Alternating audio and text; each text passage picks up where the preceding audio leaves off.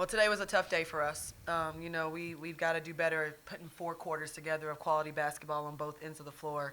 But every year, you have a different team, you've got a different feel, and this year's team, I was just so proud of them and how they bonded, how they set our culture and our foundation in place about what our program is going to be about moving forward. And I couldn't have done that, and we couldn't have done that without these two young ladies right here with Nadia Howard and Rachel Leggett. So, definitely not the ending that we wanted to this season, as we felt like we were trending up the last 4 or 5 weeks, but just super proud of our kids and how we have responded to adversity all year and how they've laid the foundation for the future. All right, Coach. Got a question here from Zoom. How do you respond? Your team comes back in that second quarter. You answer back after a tough first, and then you close out the game as well after a tough third. You mentioned it a little bit before, but how do you kind of string together those quarters and those runs and maybe limit the damage? Well, we make a few more shots, and that kind of is what it came down to tonight.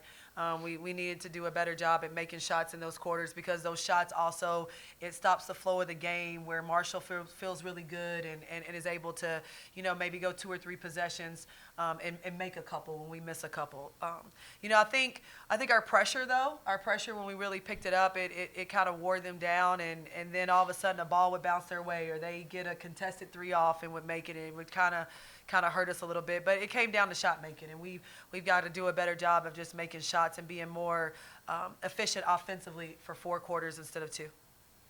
And then a question for both the players. What did you see out there? It looked like a very physical.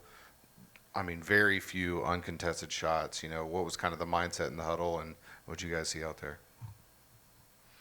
I 100% agree with when we upped our physicality, things got a little bit more difficult for the other team to start making shots. I believe in the first half they were a little bit more comfortable, at least the first quarter for sure, a little bit more comfortable.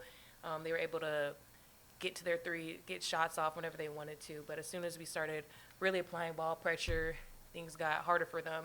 So I would say that, really applying ball pressure really helped us. And, that's what we seen. I think in the first quarter we really let them do what they wanted to do, and they dictated the whole first quarter. And it made it difficult for us on offense as well, trying to score the ball and see what was working when we were just exhausted from what they were doing on offense as well, and trying to play both sides.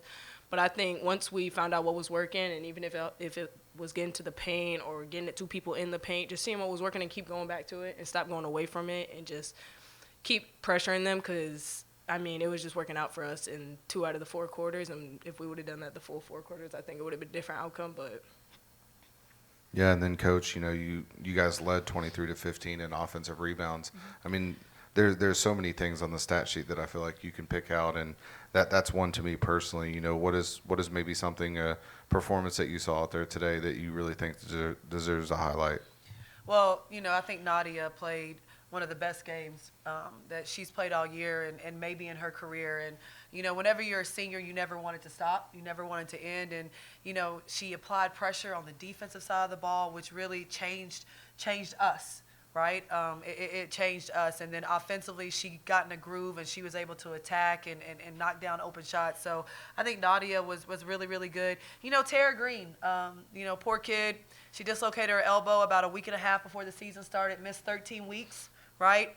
And trying to figure it out from a conditioning standpoint and a rhythm standpoint. And, we put her out there when, we wanted to maybe try to switch 1 through 5 in their kind of 5-out stuff. And she was able to establish a presence for us on the inside. So, having her being able to do that and be ready when her number was called. We talk about that all the time. Be ready. Don't let your teammates down, man. Be ready. Be ready when your number is called. And Tara stepping in and providing that boost for us, I think that's a highlight. And our freshmen had a rough night. It was the first time that they've been in this type of situation.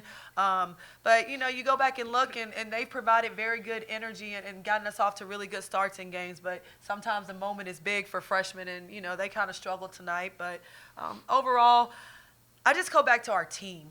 You know, we can talk about individual stuff, but what this program is going to be about is what the team is about. And all year long, we've had injuries, we've had, you know, this, that, whatever, just as far as our bodies are concerned. But this team has held together and always stuck up for each other. And that's one thing that we want to make this program about moving forward. And just to see that camaraderie with our kids and see the love and the joy that they have with each other. You know, this season didn't go like we wanted it to go, but when you have a foundation like that, especially led by these two young women, you know, we feel really excited about our future and what we can do. So. Charlie Barker, South Alabama Sports Information Director.